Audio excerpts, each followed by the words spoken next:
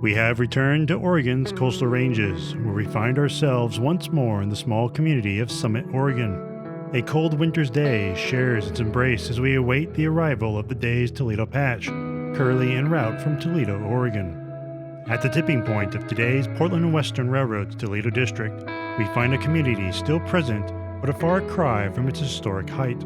Going back in time, we see a very different picture of Summit, with shops and houses covering the surrounding hills. The land at that time had been cleared and the contours made visible. The town once had a small depot with a timber platform on stilts located next to where the crossing is today.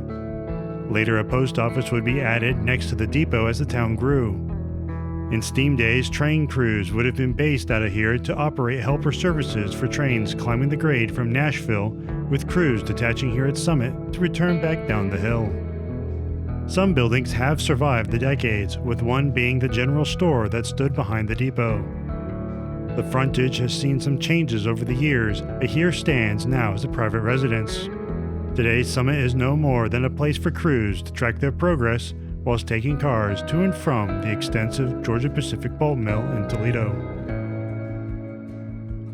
Previously in Part 1, we explored the Portland and Western's Toledo District from its western terminus in Toledo, Oregon, to about halfway here at the line's summit.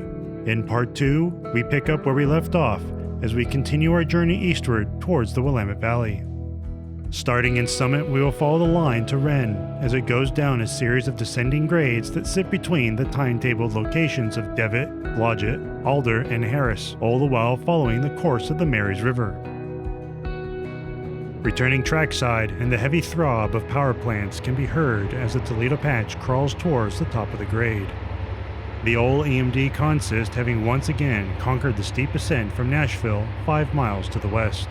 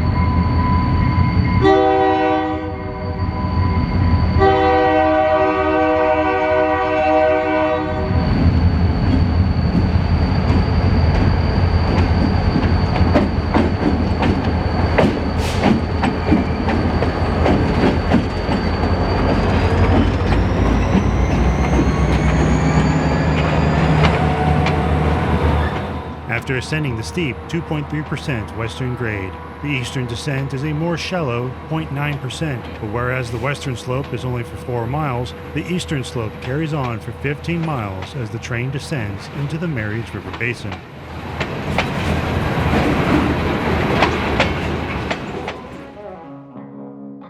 In the 1870s, the railroad landscape of the Willamette Valley was under the singular dominance of the Oregon and California Railroad, led by Oregon's first railroad baron, Ben Holliday. He had made his fortune in stagecoaches before selling off his assets and moving to Portland in the late 1860s, where he would become pivotal in the race between two factions vying for the grand prize of land grants to build a rail line from Portland south through the Willamette Valley and onwards to California. Holliday would back the failing East Side venture that would, with his financing, win the prize and absorb the West Side venture, forming the Oregon and California Railroad. The East Side route would become the Union Pacific's Brooklyn subdivision, and the West Side route would become known as the West Side branch, of which sections are still in use under the Portland and Western Railroad. Now Holliday was a shrewd man, and he would attempt to gain control of Portland's warehouses and docks in their entirety through front companies, creating a complete monopoly of the city's shipping industry. As shrewd as Holliday was, he was not without his faults, chief of which was his ostentatious style of living with several mansions all lavishly decorated, paid for with company funds. It would all come to ruin for Ben Holliday in the 1870s with the discovery of his financial practices, which played a major part in the stock market panic of 1873.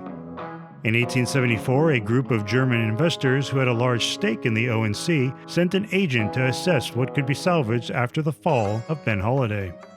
The agent was the man Henry Villard, a man known for his honesty and art in dealing. He was a sharp and ruthless man.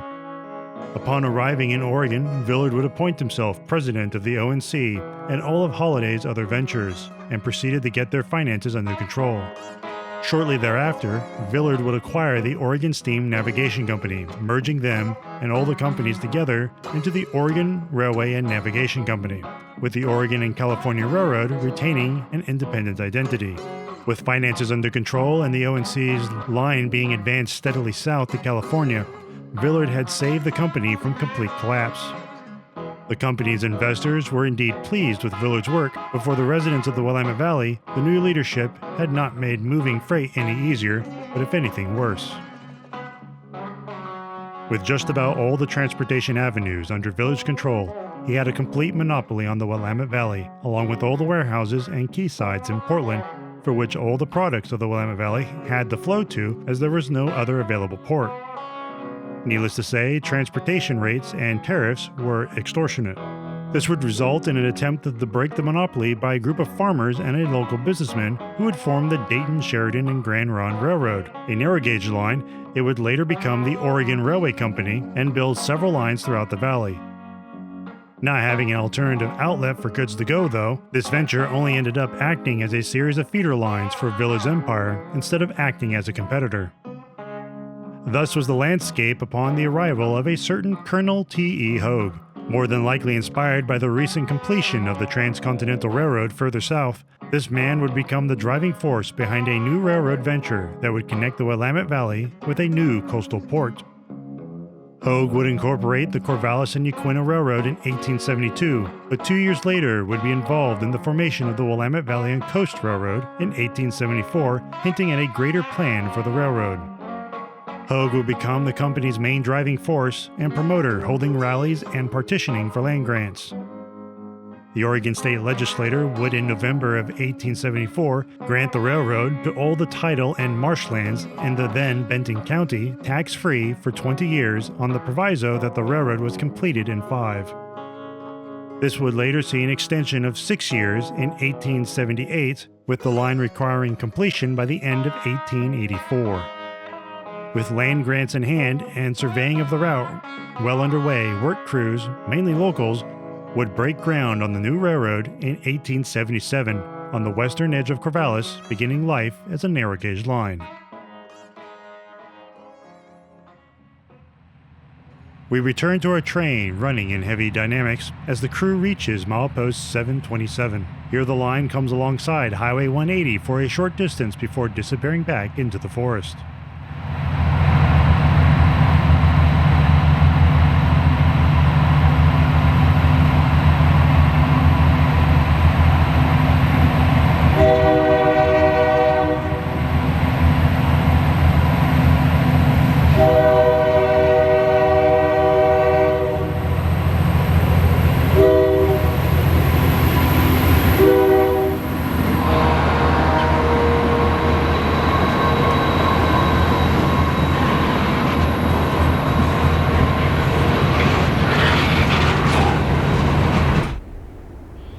At milepost 726, the line passes a location known as Devitt, named after the Devitt brothers who owned a lumber mill nearby. There is not much of note here today, other than this dragging equipment detector.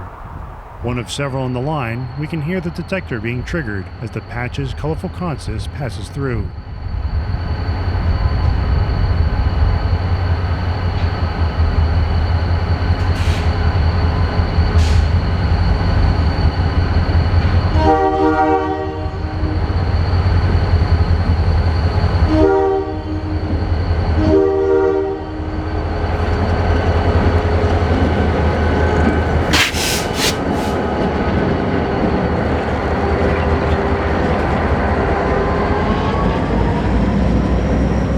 WP detector milepost 726.0. Detector working.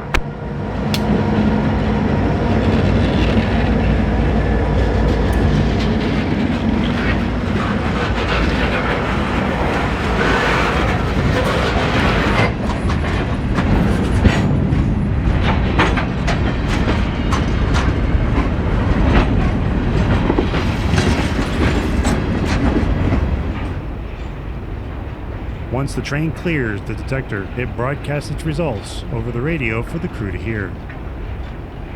WT detector milepost 726.0. No defects. No defects.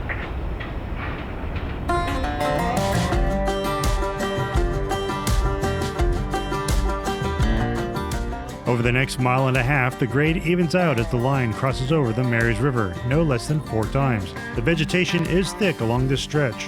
However, we are able to keep track of the hauler's progress from above.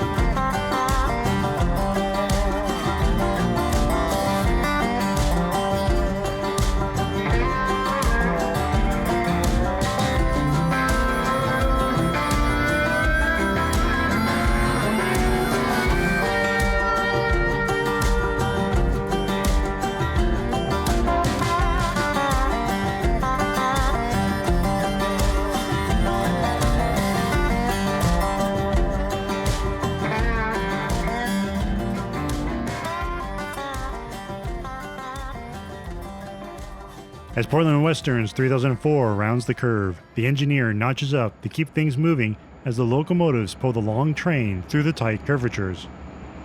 Soon, though, he will go back into dynamics as the line descends steeply into Blodgett.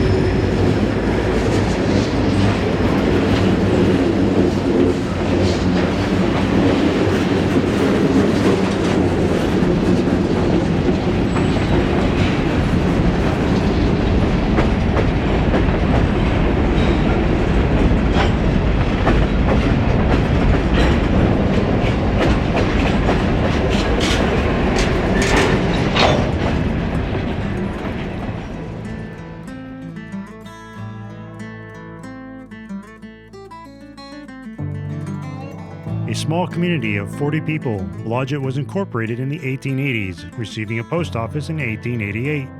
The community was initially named Emmerich after a local family, but this was soon changed to Blodgett after William Blodgett, an early pioneer to the area. At Blodgett, Highway 180 reaches Highway 20, ending at a T-junction with the well-known general store situated opposite. The country store would be established along with the post office in 1888, housing the post office inside.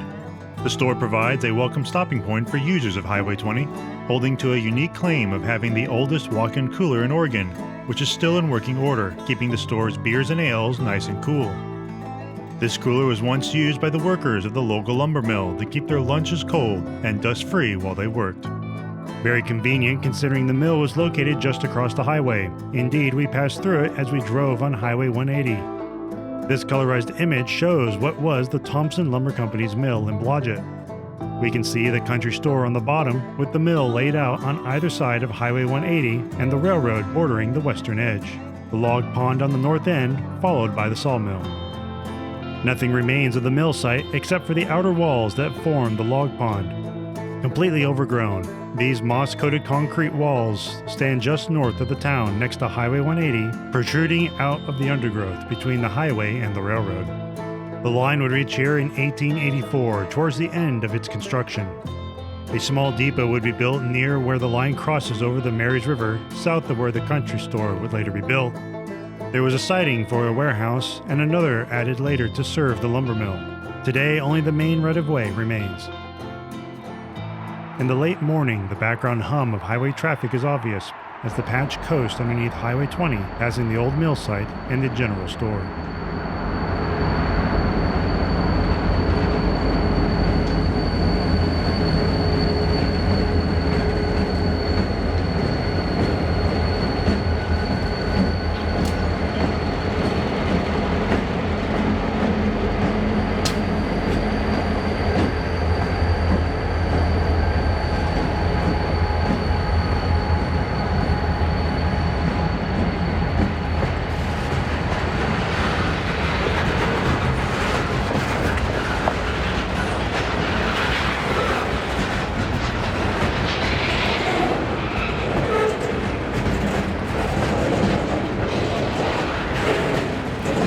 couple miles east of Blodgett, milepost 722 is the site of the former location of Alder. A depot would be built here in 1911 by the then Corvallis and Eastern Railroad after it had become a subsidiary of the Southern Pacific.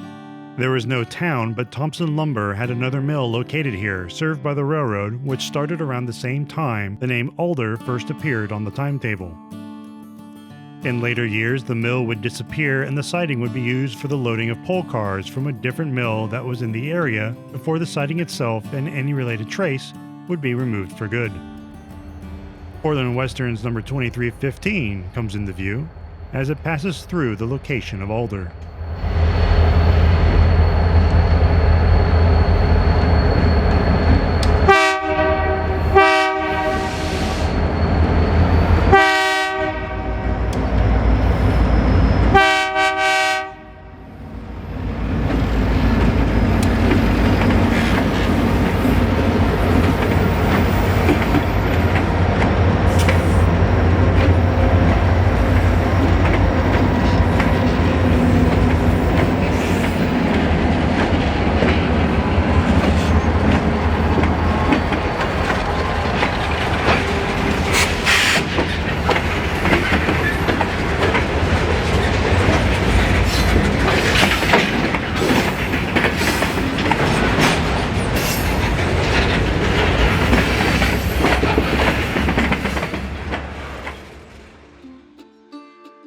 Continuing on, the line is carried over the Marys River, south of Alder, on what is now the tallest trestle still standing on the Toledo branch.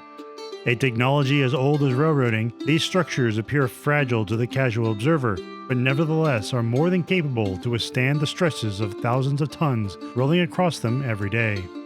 A lasting testament to those that engineered their design and the men that built them. Near milepost 721, a section of timberland has recently been cut down for lumber, affording us a view of the line down the steep hillside from Harris Road. The sound of heavy dynamics fills the air as the engineer guides the train down the 1% grade, which has started just after crossing the Marys River a minute ago.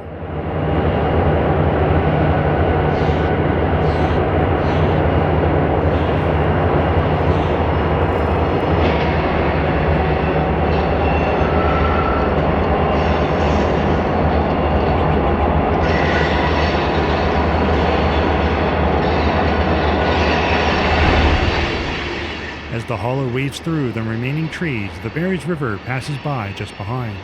As natural as this scene presents itself, the landscape we see is the result of extensive alterations.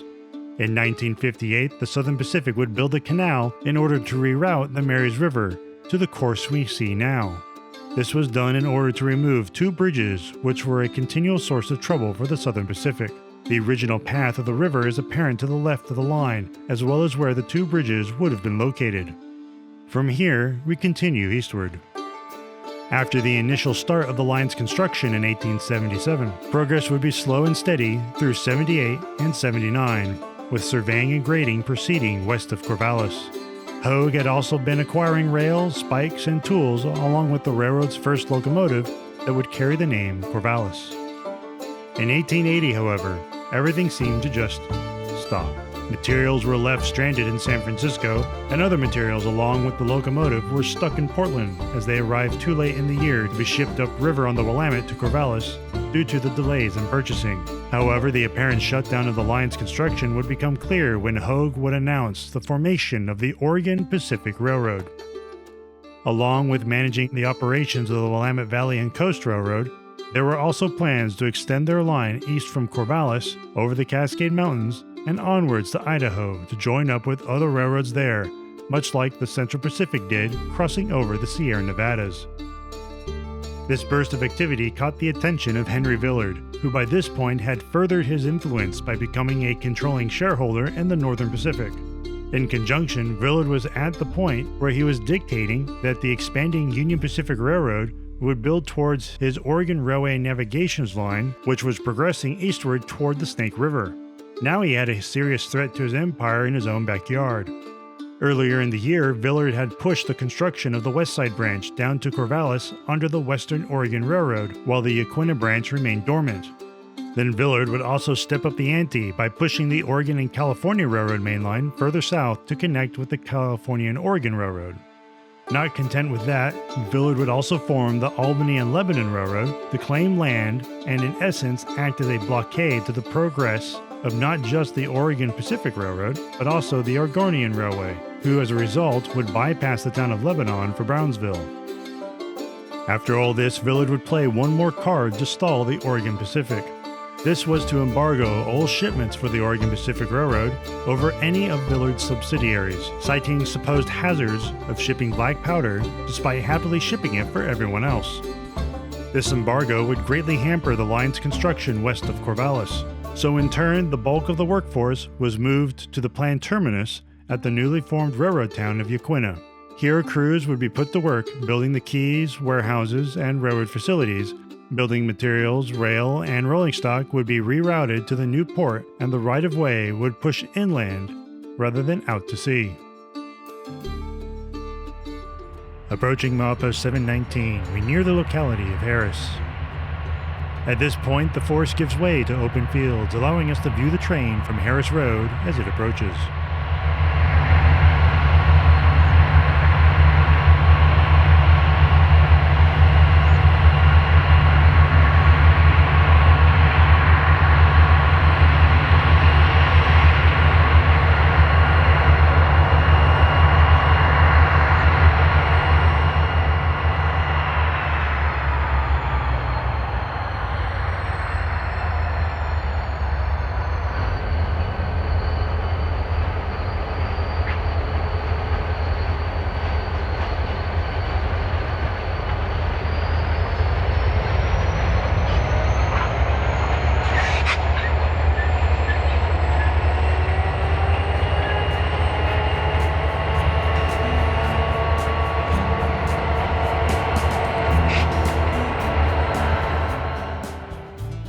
Harris would start life under the name of Elam, showing on records in 1890 before the name Harris would be formally adopted after the name of a settler who owned land here.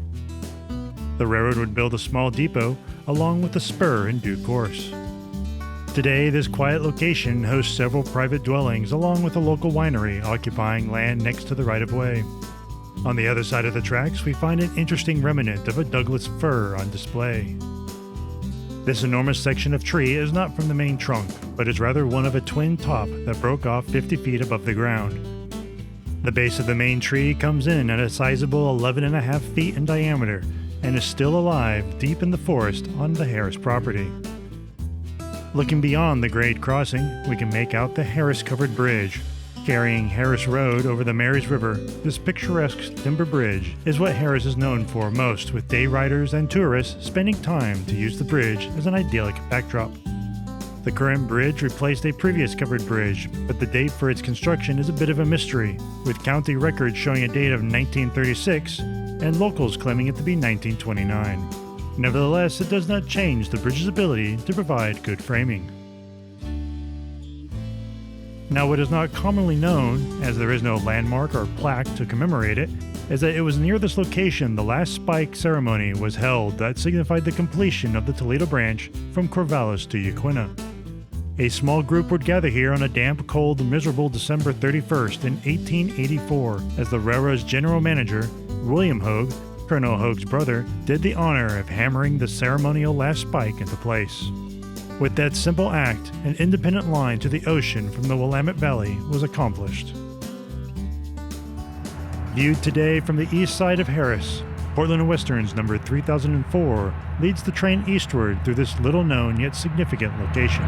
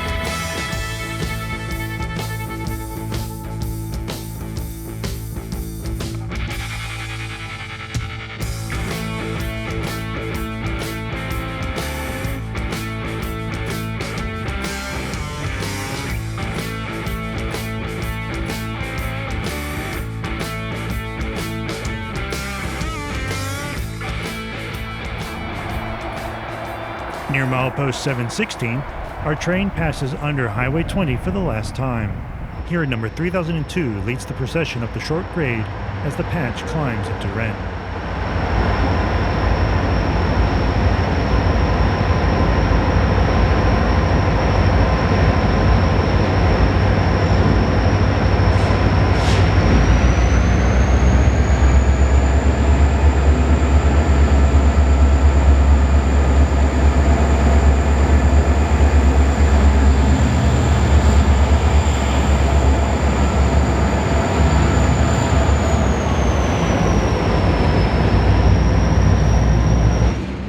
Looking toward the great crossing of Wren Road, we can make out a small crest as the train passes over it.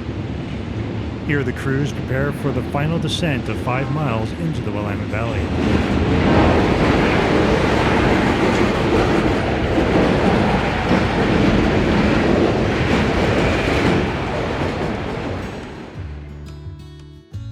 Wren was at first referred to as Wren's when the Oregon Pacific built their depot here in 1886.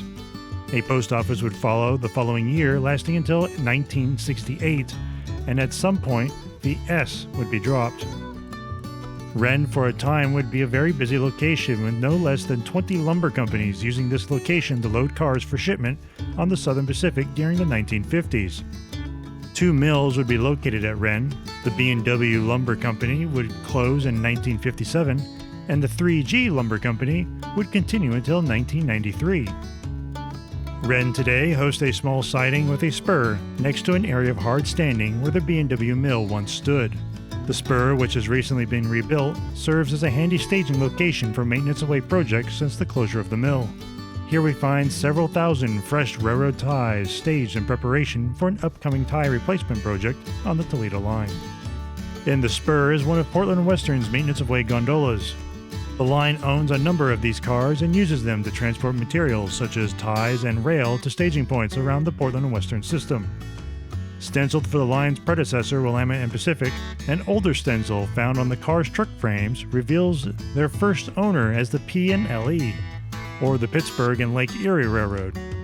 Built in the late 1960s, they feature drop ends and were once a brilliant minty green. As mentioned, the line begins its final descent into the Willamette Valley as trains reach the road crossing with Wren Road. Cresting the short climb into Wren, engineers soon enter dynamics to keep the train in check as it rolls down the 1% grade.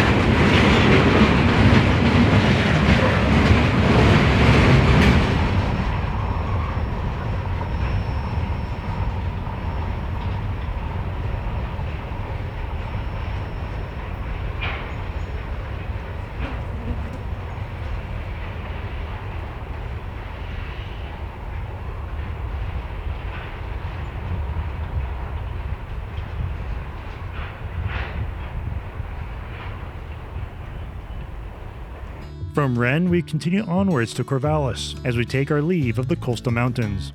On the way, we pass through the locations of Noon and Flynn, followed by the town of Philomath, and the lesser-known locations of Conroy and Larson. With the opening of the line, the Willamette Valley and Coast Railroad was finally able to start the business of making money instead of spending it. Before the first few years, this would prove difficult. The company was struggling financially from the still rocky bonds market, and traffic would be slow to pick up, with it only being feasible to run a few trains every week and be a combination of passenger and freight. Operations would be suspended for a couple months at one point when a strike broke out as the result of employees not being paid. Strikers would place ties and metal bars on the rails to prevent the trains from running, and they were accused of a fire in Tunnel Number 2, which severely damaged the lining, leading to a collapse. This, though, was never proven and could just as likely have been caused by the cinders of a passing locomotive. Eventually, though, traffic would increase, with shipments of grain being sent to Yaquina and then on to San Francisco. Passengers and freight would also start coming in from California, and with shipping rates at half the cost of any other competitor, their business would continue to grow.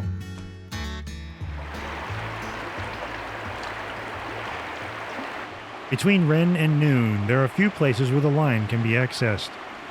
Using the local walking trail on Cardwell Hill Drive, we're able to view Portland Western's number 3002 pass over Marys River, south of milepost 714.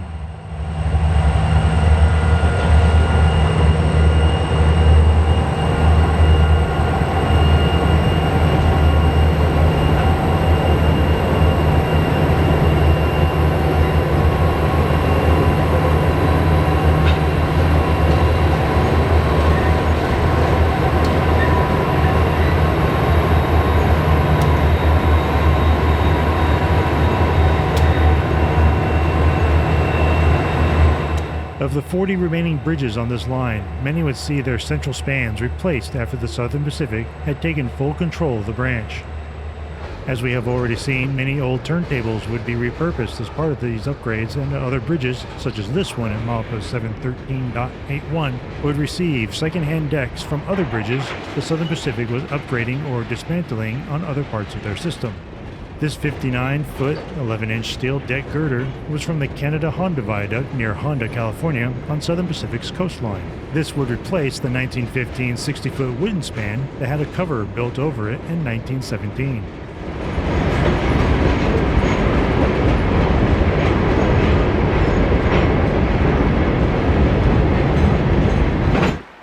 One and a half miles further, and we find another bridge with a lasting legacy. When the span here was replaced, a turntable deck would be utilized, whose chamfered ends are clear to see. The 70-foot turntable deck chosen was the original installed in Yaquina, the line's terminus. The Southern Pacific abandoned the line from Toledo to Yaquina in 1937, whereafter the turntable would be moved and shortened to 60 foot, finding its new home here. Today is Portland Western's number 2307 that leads the train over the bridge as the line begins to skirt the edge of the Marys River housing estate.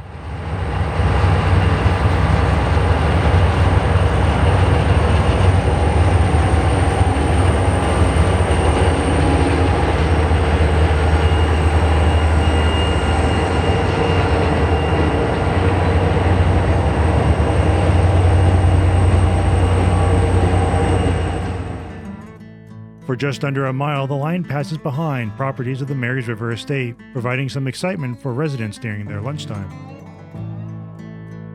Reaching the southern end of the Marys River estate, the line rounds a long curve, and the patch passes the last properties before crossing over the Marys River for the last time. The current 99-foot through truss that spans the river here was built in 1899 for another part of the SP system. It would be relocated here in 1948, along with 2 steel girder decks, which replaced the previous 120-foot through truss. Crossing the river, the line enters a densely wooded canyon, the last obstacle that the coastal ranges have to offer.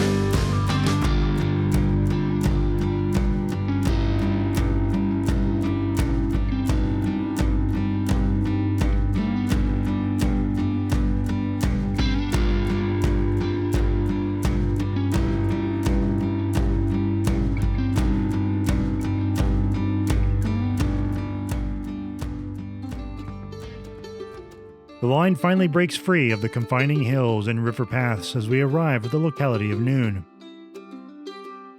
Entering the west side of the Willamette Valley, engineers still have to navigate an undulating track profile all the way to the outskirts of Corvallis some 6 miles away. Noon was noted on early timetables, but a town never materialized here. There was a small makeshift depot located here, which was effectively a boxcar placed atop a timber platform. By the time the Southern Pacific would take this evaluation photo in 1915, the simple depot was not in the best of shape. In the 30s, however, Noon would become more significant with the introduction of lumber mills that came to occupy the land on both sides of the rails, one of which even hosted their own logging line, which headed west from here for several miles following the route of Highway 20. Starting as 2 separate mills, it would all come under the Marys River Lumber Company until 2016, when the mill would be sold to Patrick Lumber Manufacturing, who now just occupy the site east of the right-of-way. The land on the other side is now used by Student Transportation of America. Patrick Lumber is not served by rail anymore. However, there is a longtime customer that sees occasional service hidden away around the bend. This small spur serves timber supply and has the ominous nickname of the Dynamite Spur. Hoppers are periodically delivered here, but not by the Toledo hauler or patch crews. This task falls to the Corvallis local, who is currently the only other service that operates on this section of line, timber supply being their most westerly customer. Number 2315 rolls through Noon along the long curve seen at grade with its colorful consist.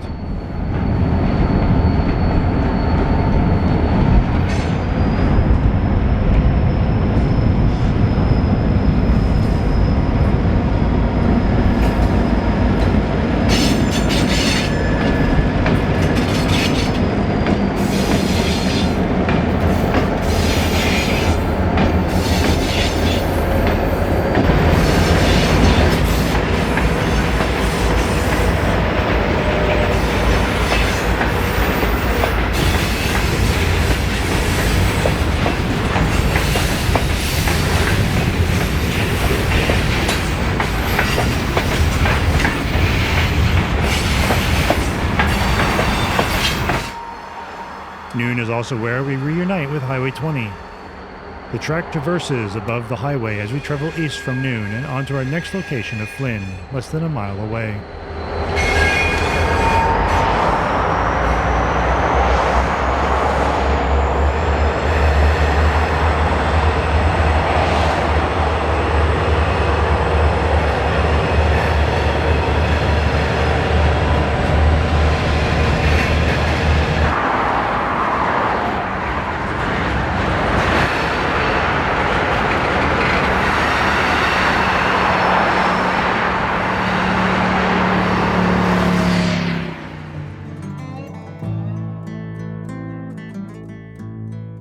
On the western outskirts of Philomath, we find the locality of Flynn, where today's Alsea Highway meets Highway 20.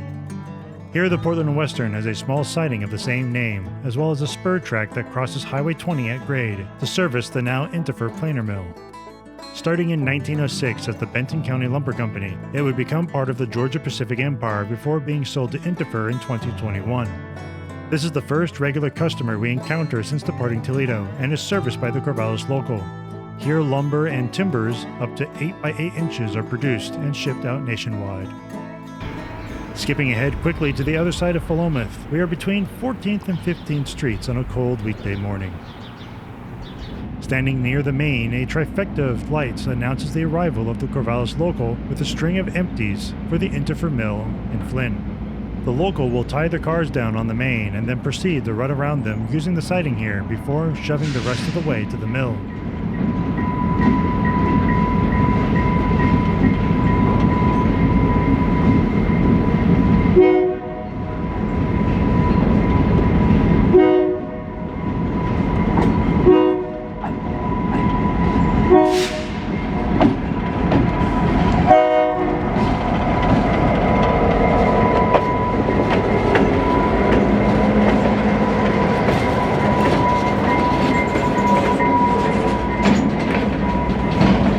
Even though there is a siding at Flynn, it is too small to fit a full squad of 5 cars, so the siding here at Philomath is used instead.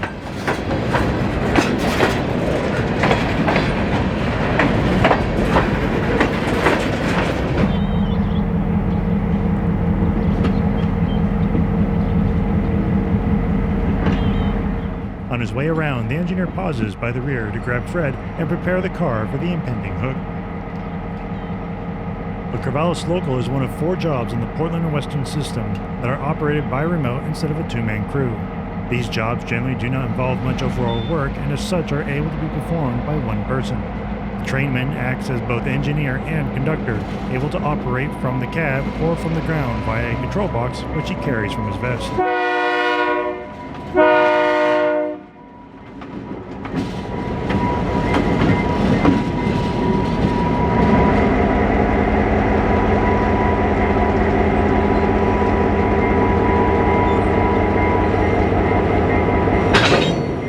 Butted knuckles on the first go.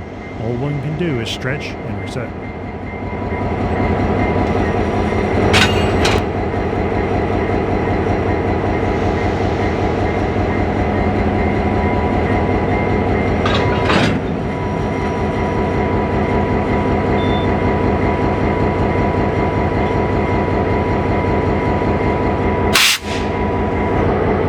Hooked back on, the engineer heads for the other end and shoves his train through Philomath for the mill in Flynn.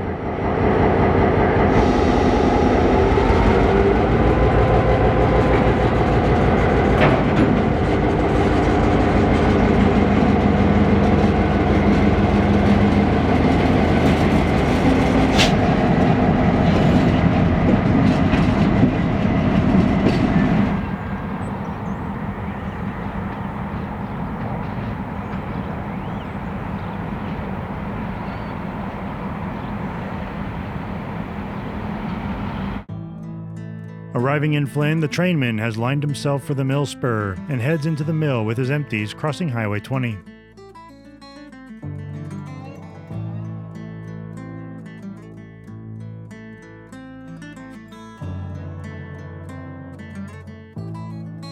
On this day, Interfer only had 4 of their 5 cars loaded. Once the trainman has knocked all the brakes off, he pulls the entire cut to the main to set the rear 4 loads out.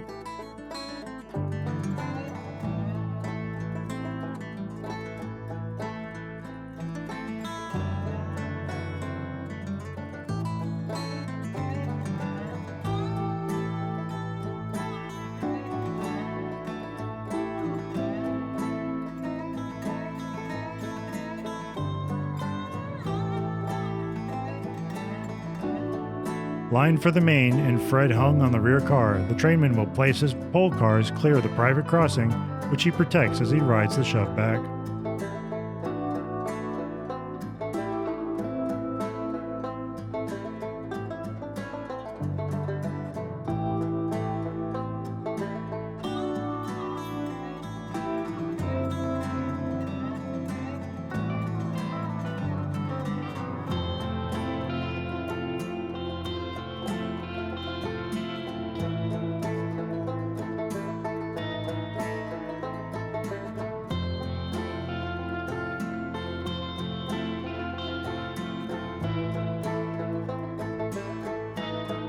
That done, he takes the 3 empties and spots them back in the mill.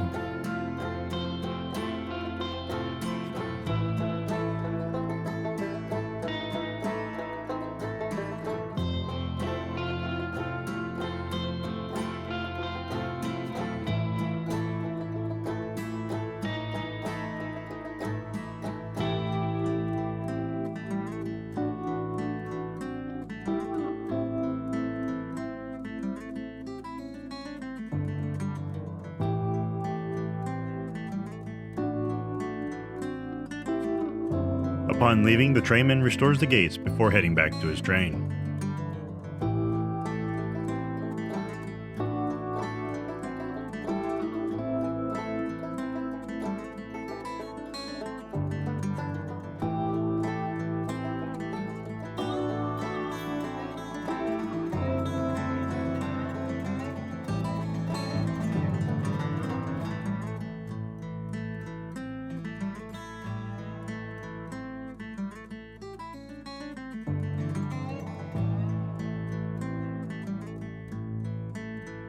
The flashing yellow beacon atop the locomotive cab denotes whether the locomotive is currently in remote service or not. And as we can see, the locomotive is definitely in remote mode.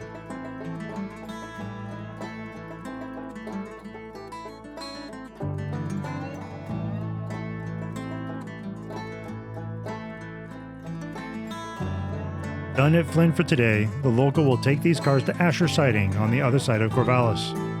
There they will be picked up later in the day by the Toledo patch crew on their way to Albany.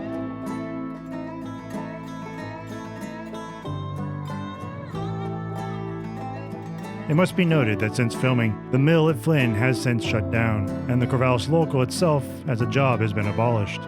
Crews still come out here, but only on an as-needed basis to service the dynamite spur and any other customers on the neighboring West Side branch.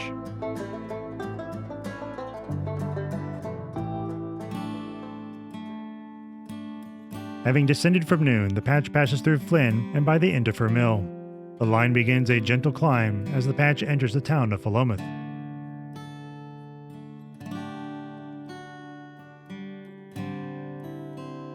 With a population of over 5,600, the town stands with Philomath College at its center, after which the town derives its name, meaning love of learning in Greek. Settlers have been here as early as the 1840s, with the local United Brethren Church founding the college in 1867 in an area that was effectively farmland well before the railroad was built. During World War II, the town's economy would explode with the addition of several lumber mills in the surrounding area and around the town itself.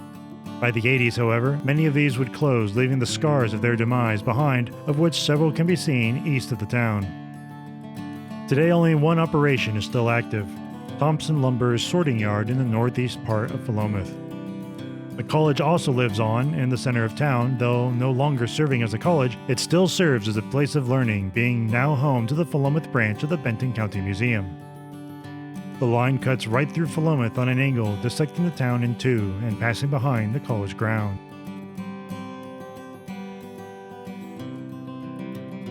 Returning to our spot next to Philomath Siding, we await the patch crew's turn to disturb the peace.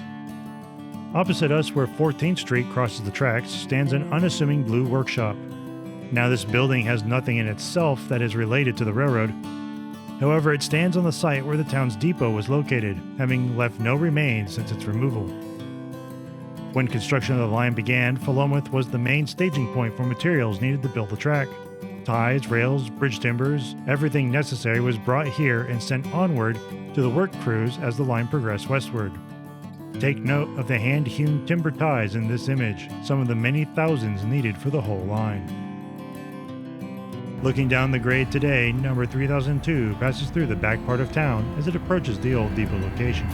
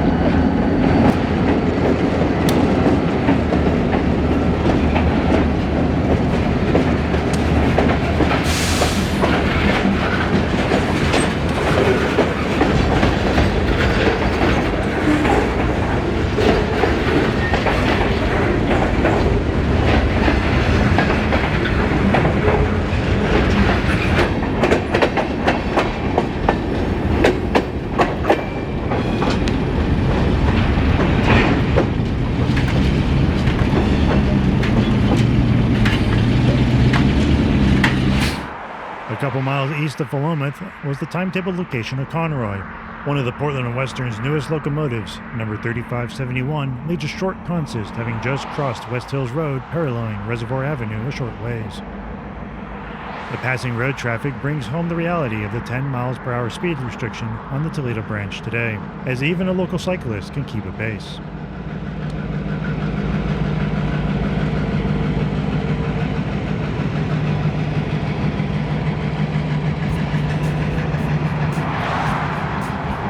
A mile from Conroy at milepost 706 is the timetable location of Larson. This location does not owe its name to a town, but rather from the first industry that was founded here, Larson Lumber Company. Started by Gordon Larson in the 1950s, The mill was located north of the tracks and lasted into the 1990s, by which time it was operating as WTD Industries. Other businesses would also be served at this location, but none lasted as long as the lumber mill. Today, a small siding is all that remains that was part of the track arrangement that served the mill. Pressing the grade from Philomath, 2307 rounds the bend west of Larson. Here, the engineer enters dynamics once more as the line descends past the siding.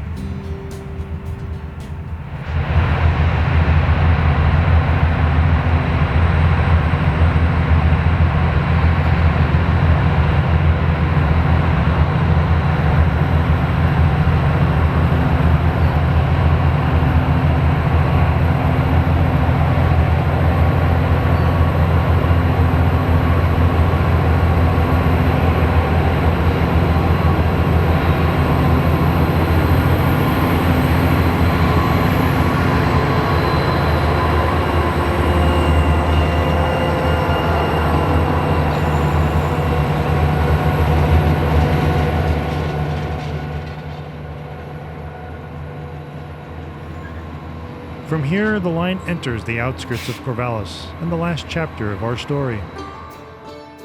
The Willamette Valley and Coast Railroad would begin laying track in 1879, after the first spike was driven home by the company's president, William B. Hamilton, in a ceremony held on August 30th of that year. Now, by coincidence or not, Henry Villard began extending his ailing West Side branch south from St. Joseph in the same year at a fierce pace under the name of the Western Oregon Railroad. The plan was to build to Eugene via Junction City, as well and consequently through the center of Corvallis. In 1 year, Villard's crews would cover a staggering 53 miles. Shortly after achieving this, they would arrive in late 1880, bringing Corvallis its first proper rail connection, much to the annoyance of the Willamette Valley and Coast Board of Directors. This arrival would begin the shaping of Corvallis as a railroad hub for decades to come. Entering the town from the north, it parallels Highway 99 before running down 6th Street to the south end of town, where a depot would be built near B Street, along with a small yard. The Willamette Valley and Coast would build their line west from the area between Washington Avenue and Western Boulevard near 9th Street. A short spur would be built to connect the Western Oregon's West Side branch, followed by another spur from their site by 9th Street to the riverfront along 1st Street, in order to access the riverside warehouses and the busy river traffic. The line would travel along Washington Avenue and around the corner on the 1st Street. Keen minds will note that this corner is far too tight for trains to traverse, and local residents were not keen on the idea of having trains going through their property, so a temporary solution was made with the use of a turntable located in the intersection of Washington and 1st, where cars would be turned one at a time in order to access the riverfront. In due course, the railroad managed to purchase a right-of-way through the corner properties and promptly installed a connecting track bypassing the turntable, both of which can be seen in this photo taken shortly after the upgrades. In 1886, the Willamette Valley and Coast would begin expanding eastward as part of Hoag's Oregon and Pacific Railroad system. A new junction would be added near the existing connection to the West Side branch, with the line peeling northward up 9th Street. Near Fremont Avenue, the line then veered northeast, heading straight towards the West Side branch. It would cross the line on a flat diamond where Highway 99 passes over the tracks today. The last major addition would come in the form of another line to the riverfront, built from the main yard in the 1910s. This would follow the path of B Street toward 1st, joining up with the existing Willamette Valley and Coast spur where the turntable once was. In due time, the Southern Pacific Railroad would gain control of all of Corvallis' rail lines, and in the 1930s would begin to condense them. The trackage down 9th Street was removed, and the diamond on the north end of town was converted into a junction between the West Side and Toledo branches.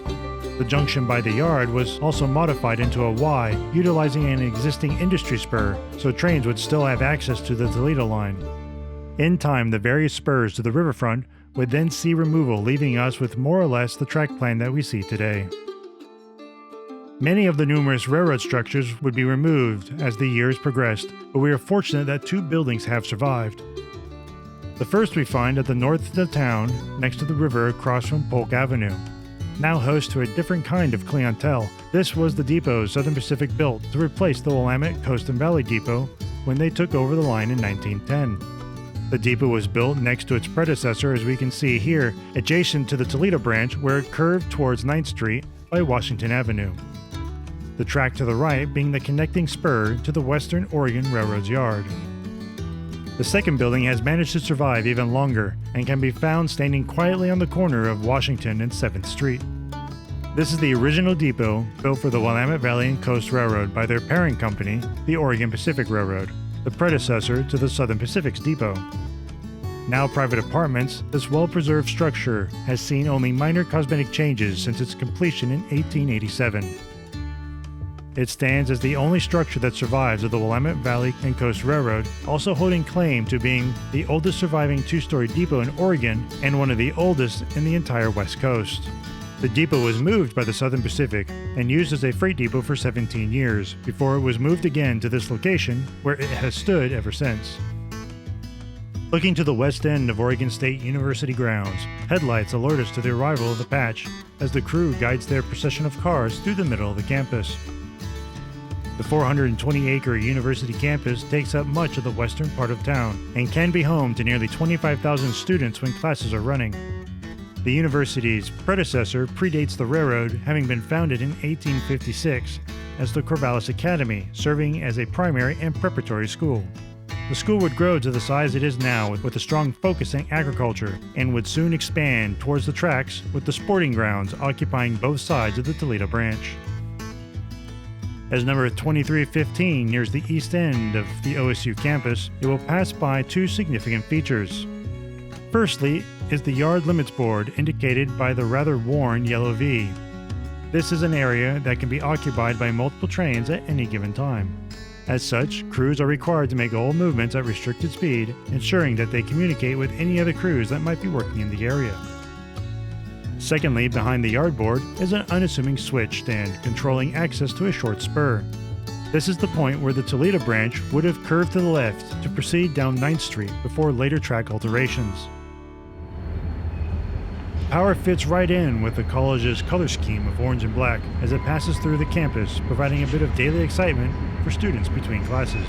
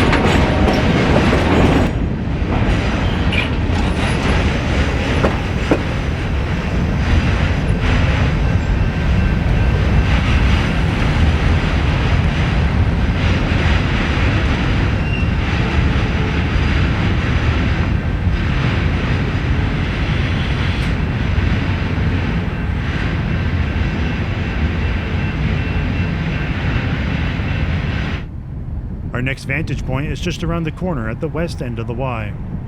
The track to the left is the original path of the Willamette Valley and Coast, connecting spur to the Western Oregon Railroad's yard behind us. To the right is the later section built by the Southern Pacific, of whose tight curve Portland & Western's 2309 now negotiates.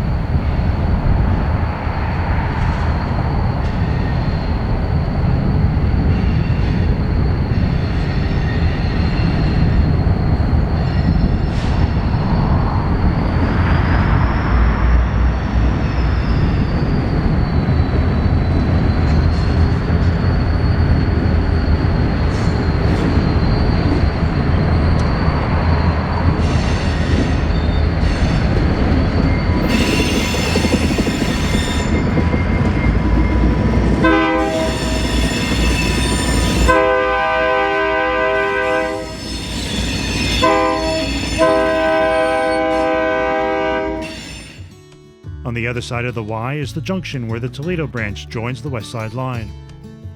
Next to the junction switch, a sign is mounted on the curb designating this as the Bailey Junction. Looking south, we find the Corvallis Yard where the locals' power is currently tied down for the day.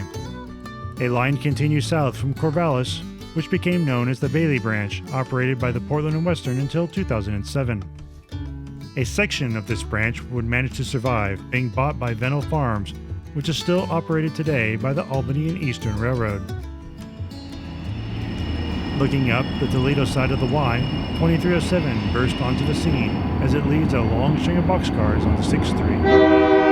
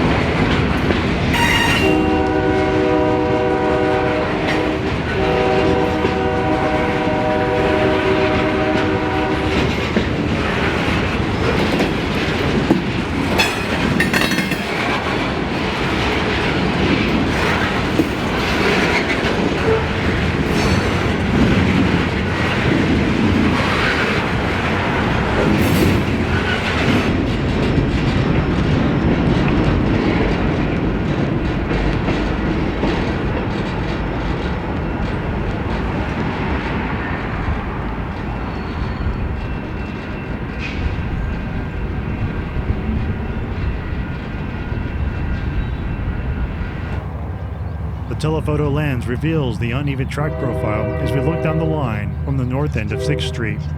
Many decades of continual service and minimal upkeep through the town have taken their toll, and in 2024 the Portland and Western are well into a project to revamp this stretch of track through Corvallis.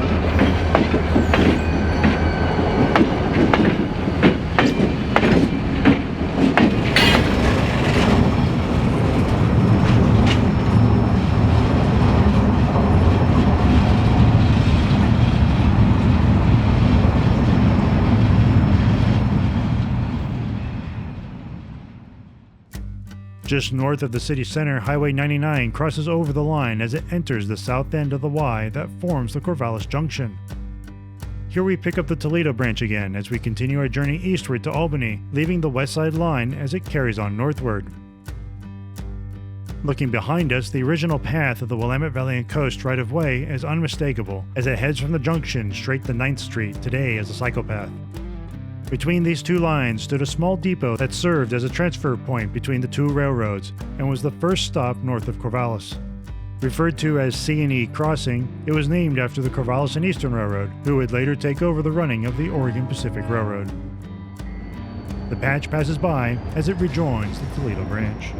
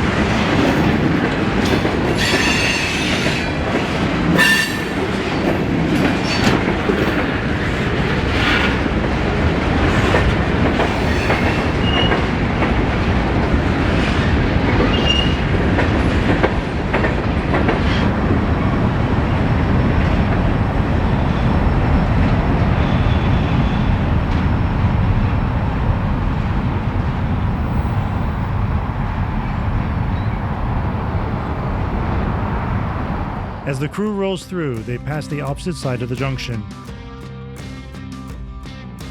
Here, today's haulers to and from Albany take their respective routes. The Toledo hauler for Toledo and the West Sider from McMinnville on the Portland and Western's West Side District, which we will explore in another series. From Corvallis, we have just 10 miles remaining in our journey to Albany. The grade is minimal and the speed increases as we pass through the locations of Asher and Granger whilst paralleling Highway 20 for most of the way. Departing Corvallis, trains pass out of yard limits just east of the junction at milepost 701.1. Once the train has cleared the yard board, the engineer can apply the power and bring the train up to a full 25 miles per hour all the way to Albany. In saying that, today it would appear that a temporary 10 mile per hour restriction has been placed further ahead, indicated by the yellow board.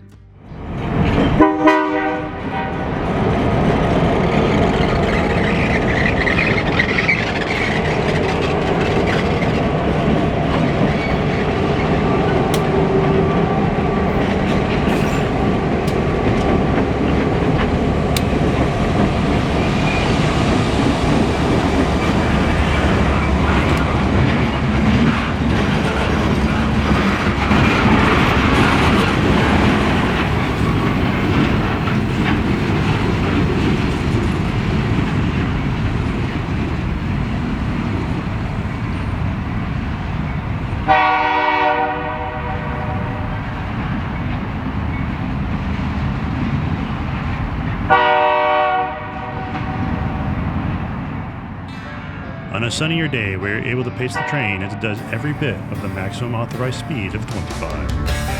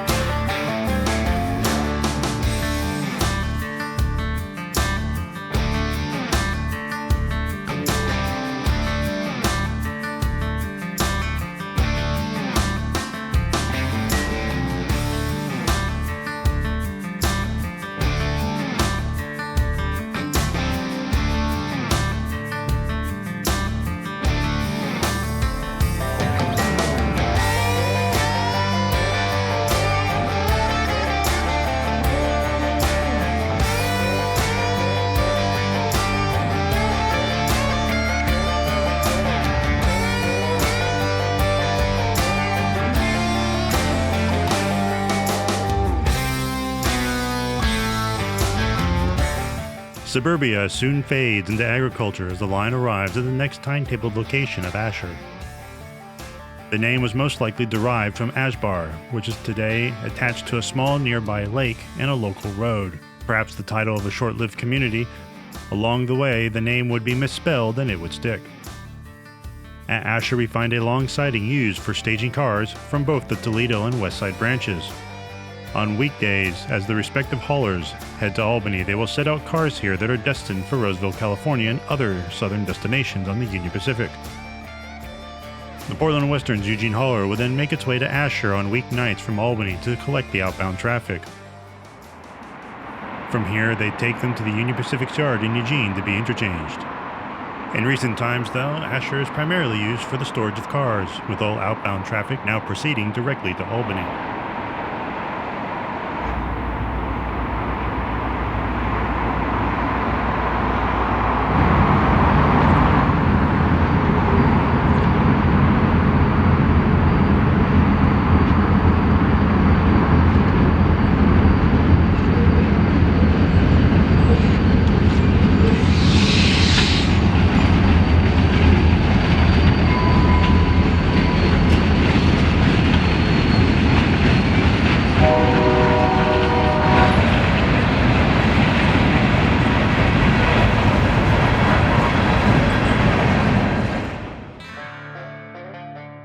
Passing by Garland Nursery, the crew leaves Asher behind.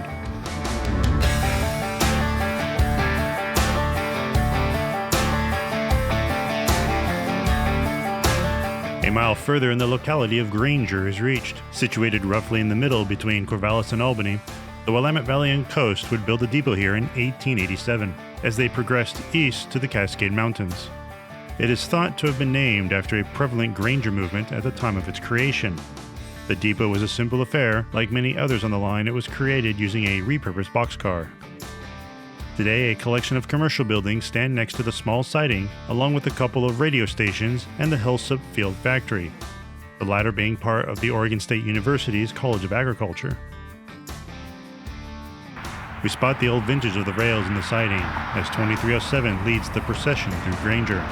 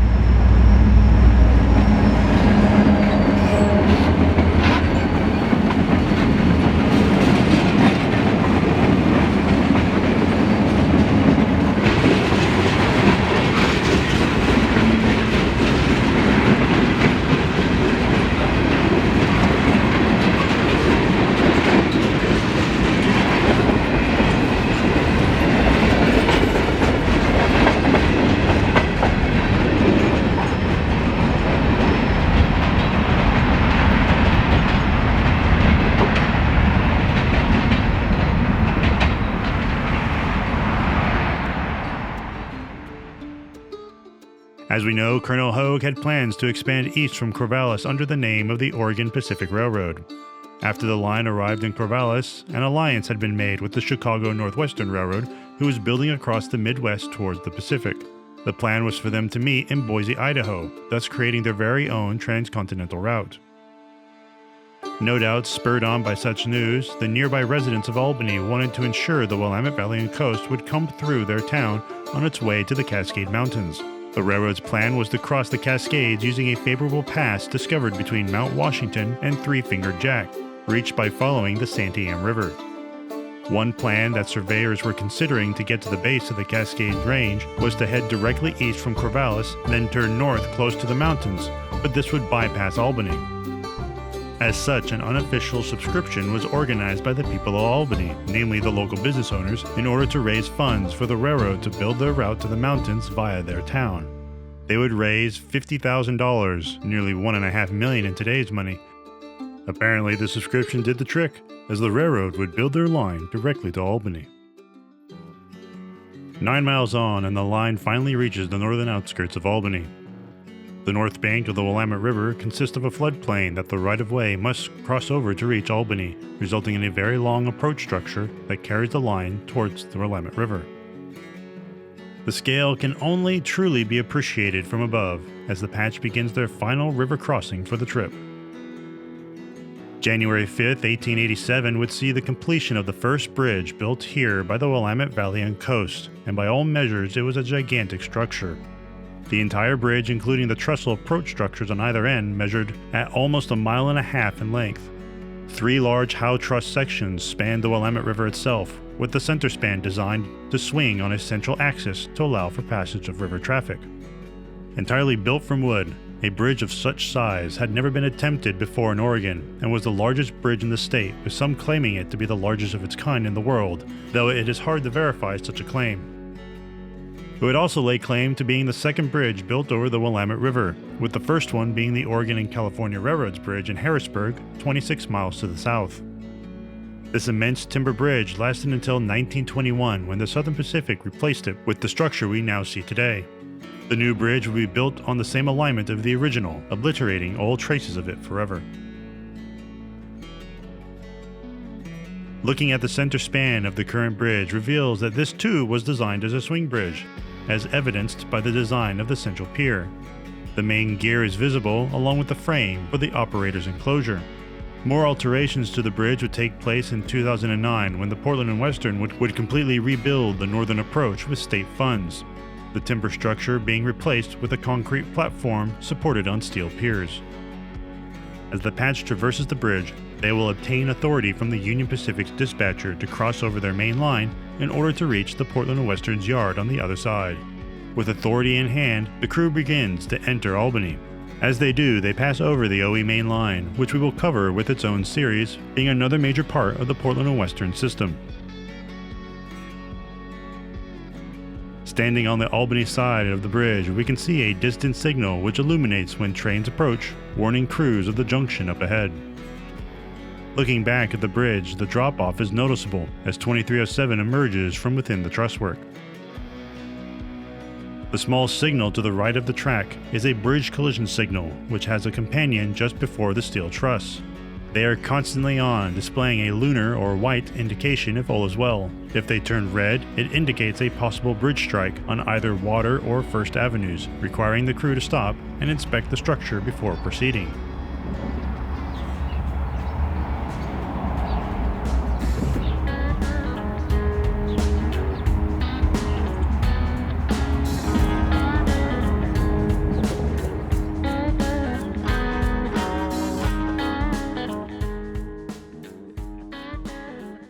As the train approaches the Union Pacific Brooklyn's main line, it also reaches the end of the Toledo branch as it is today. The junction here is a Y formation with the south leg allowing access to the UP Main and Albany Yard.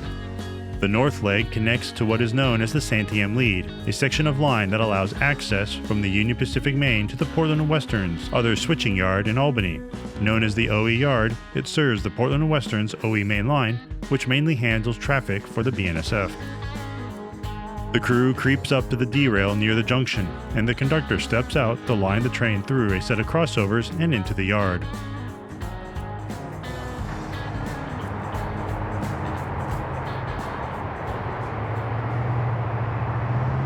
Looking on from a vantage point on Amtrak's Albany Depot platform, we view the conductor as he lines the last switch for the patch to cross over into the yard.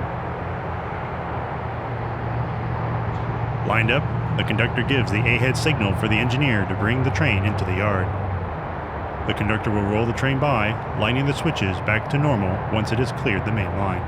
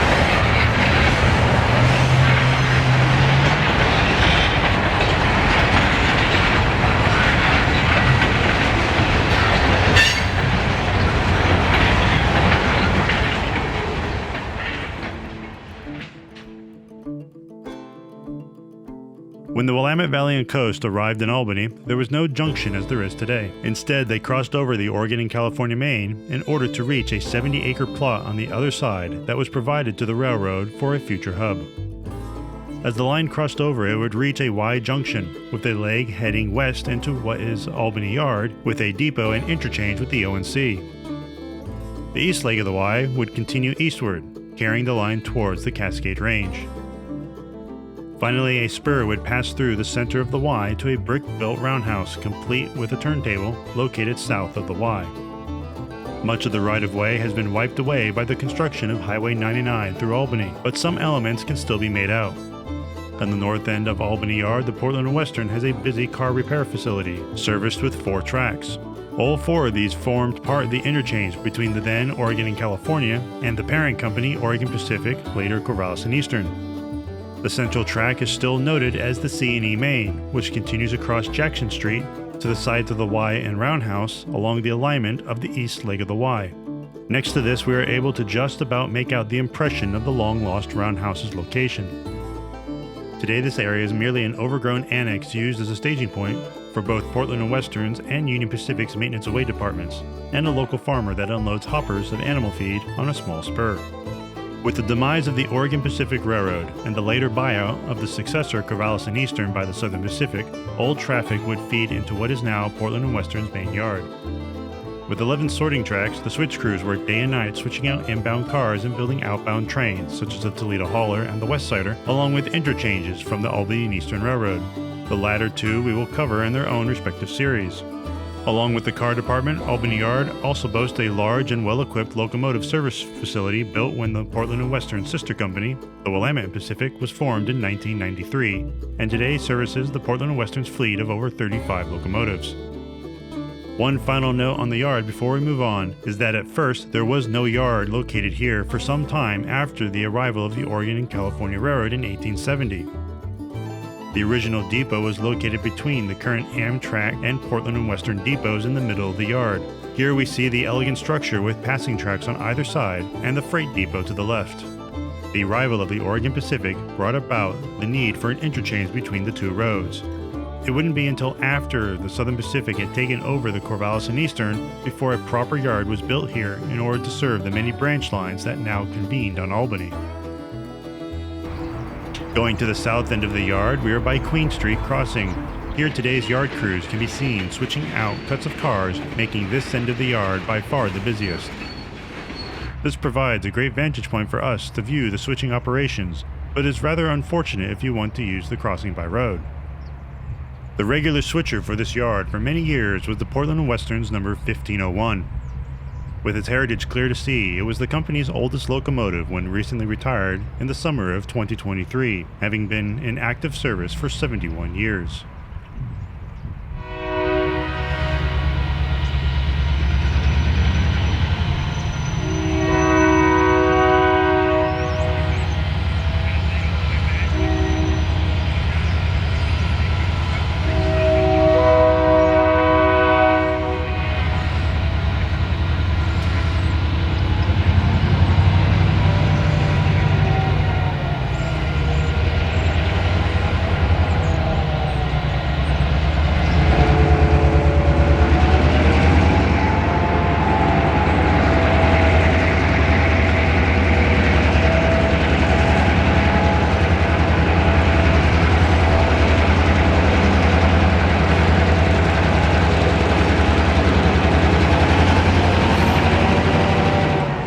Built in November of 1952, number 1501 would be the second EMD ST7 to be built, and also the second 6-axle freight locomotive built by EMD, who up to that point only used a 6-axle arrangement on their E-type passenger locomotives. EMD did not believe that 6 axles was necessary for freight locomotives, viewing them as curiosities, even though Alco and Baldwin had been using 6-axle designs for years. When the interest was clearly growing for this style of freight locomotive, EMD would designate them as ST for special duty, as they still viewed them as a novelty. The signal bridge to the right is control point 690 and controls access to the south end of the yard from the UP main by the track in the middle referred to as the pass by crews. A clear indication is showing on the UP main for a southbound train.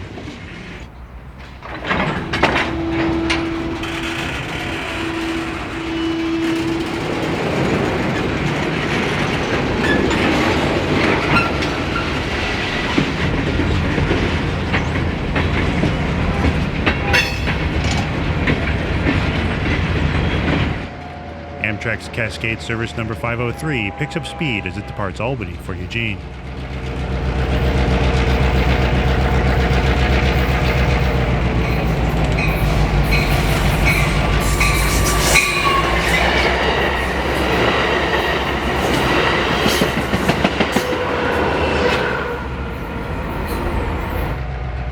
The 1501 would start life as Southern Pacific 5280, where it would see several decades of service and number changes before being rebuilt in the early 1990s.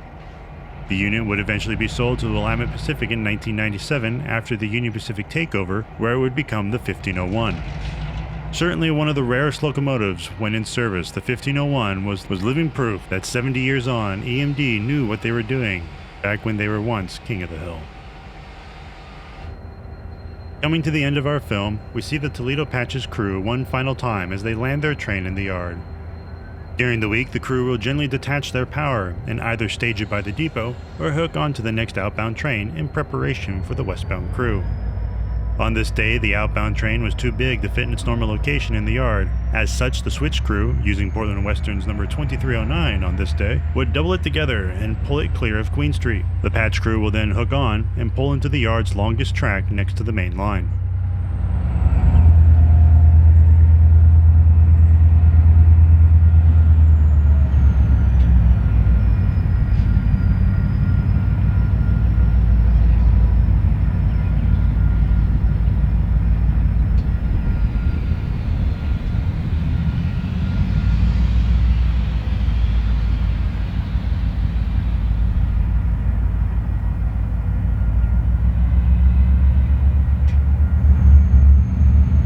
Having tied down their inbound in track 1, the patch engineer moves the power into the pass track so as to clear the yard lead on the right.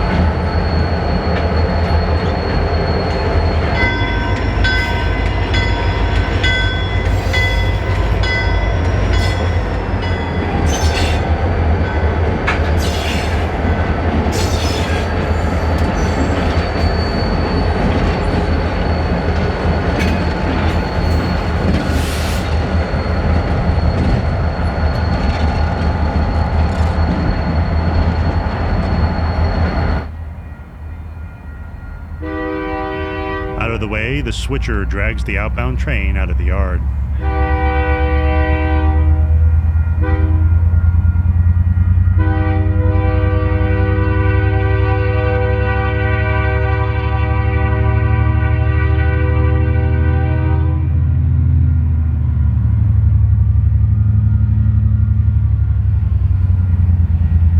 The senior conductor would seem displeased with the young engineer's horn etiquette.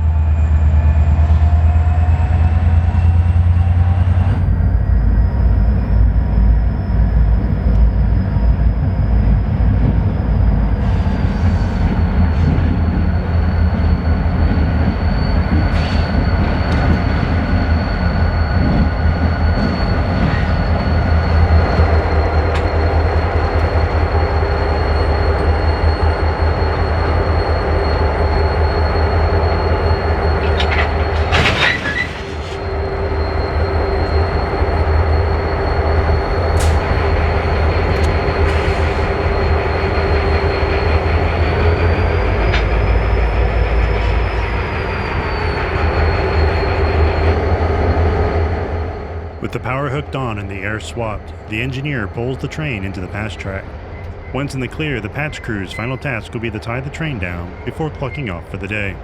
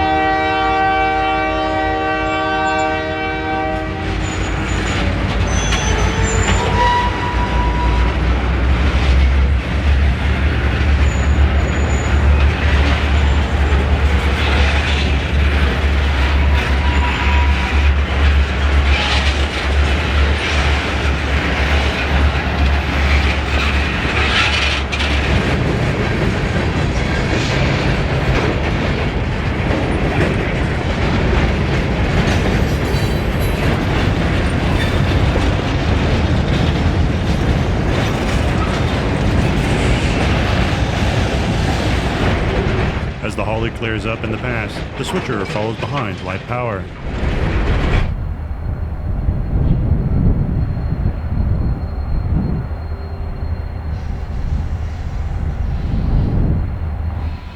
With their work done for the day, the switcher 2 heads for the depot to tie it down.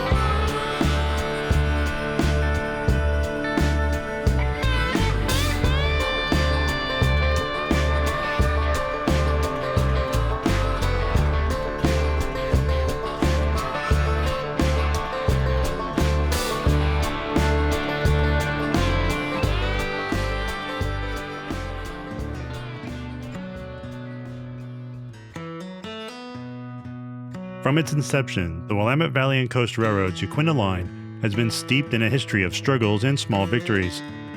When they reached Albany, it would, unbeknown to them, be the high point of the railroad's existence. Though not the Rocky Mountains, this little-known ribbon of iron through Oregon's coastal mountain range would nevertheless provide a challenge to railroaders and fans alike for decades after, seeing its busiest years under the Southern Pacific. Now in this two-part series, we merely scratch the surface of the line's history, of which we could only present so much. If you want to explore the rich history of the line, we highly recommend getting Scott Gavin's book, Empire of Dreams, and Lloyd Palmer's Steam Towards the Sunset, both of which have been invaluable for the making of this documentary, and we would like to extend our deepest thanks to both authors. Now before we finish, you may remember that Albany was not the end of the line for the Oregon Pacific Railroad. Indeed, it went for many miles up into the Cascade Mountains.